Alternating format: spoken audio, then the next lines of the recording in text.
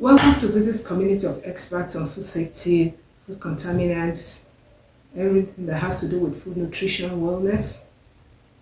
Being hosted by my humble self, Dr. Malara Okunola. So if you are joining us for the very first time, I'd like you to subscribe to this channel. I'd like you to comment. I'd like you to share. I'd like you to switch on your notification button. Today is still a continuation of our last but one episode and our last episode on fortificants in food. Micronutrients that are added to food. The last episode, our discussion was based on inclusion of vitamin D. Today, we're still continuing on a particular vitamin, that is vitamin A. Vitamin A, we want to know, where do we get it from? Why must we eat it? What are the precautions to be taken in the consumption of this particular vitamin? WHO reported that almost 1/3 of children born in the world are vitamin A deficient. Vitamin A occurs naturally in animal products. In your fish oil, you find it in cheese, you find it in whole milk. Then you find it in abundance in, you want to say, beef liver. It is still available in fruit and vegetables in about around 10 to 30%. But in this time around, when found in fruit and vegetable, it is found as the precursor to vitamin A, what you can call like the younger sister or younger brother or younger sibling to vitamin A. You find it in fruits that are colored. You want to say like your papaya, you want to talk about your orange. Let me use this word.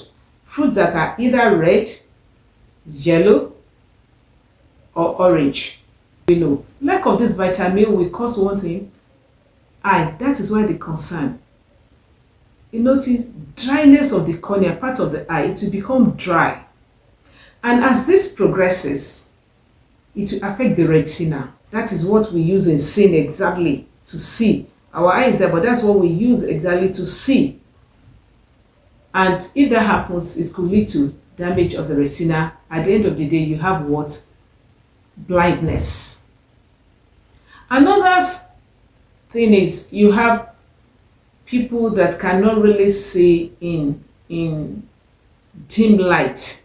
The concern is more in children because lack of vitamin causes infection.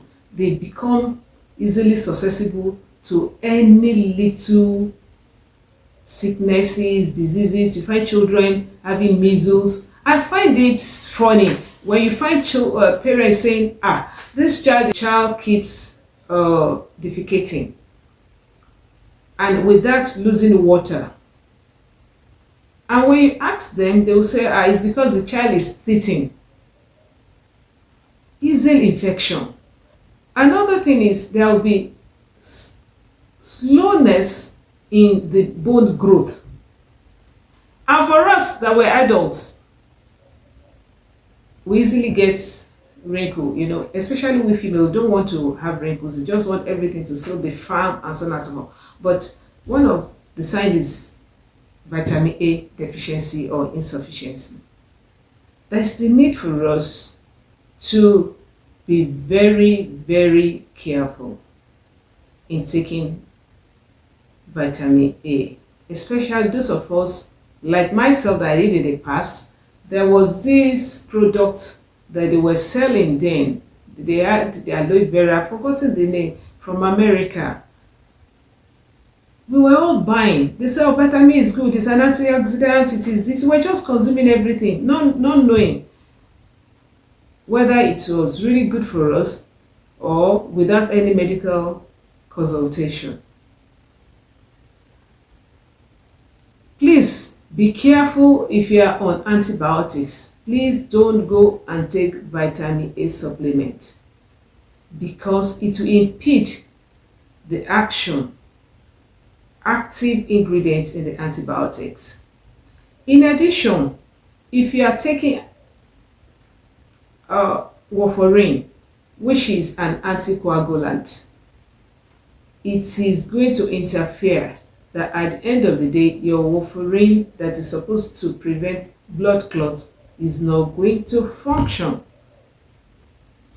Another warning is, if you are the beef liver eater, you enjoy eating it, and you eat it more than once or twice in a week, please don't take vitamin A supplement. You will overdose your liver, because the liver is the storage medium for vitamin A in our body.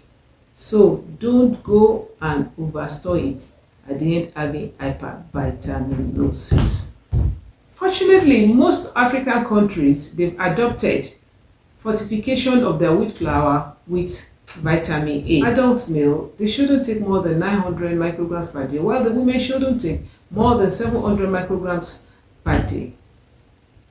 However, for breastfeeding women, they are allowed to take as high as 1,300 micrograms per day. Let's go to the research that has been carried out on vitamin A. Administering vitamin A to patients with ulcerative colitis showed evidence of decrease. That is, when we say big grammar, people with ulcer, something like that has to do with the stomach. When they were given this vitamin A, the incidence decreased. Also, research showed that when given with zinc, which is also a micronutrient, the absorption was high. And today we've gotten a brief description of what vitamin A is. We've gotten also information on people that should be careful in taking vitamin A. We've also learned sources of getting our vitamin A. We also learned on why we need this vitamin A. And we've seen that vitamin A works better in the presence of zinc. At this point, knowing where we fall, we'll be able to take either precautions or not overdosing ourselves with vitamin A, especially if you are beef liver eater. And if not, it's either to consume more of sources of vitamin A or to go for vitamin A supplements with caution. While thanking everyone for listening, I still plead with you to share this network YouTube channel, switch on your notification button, share with others, make a comment. Thank you, as we look forward to our next episode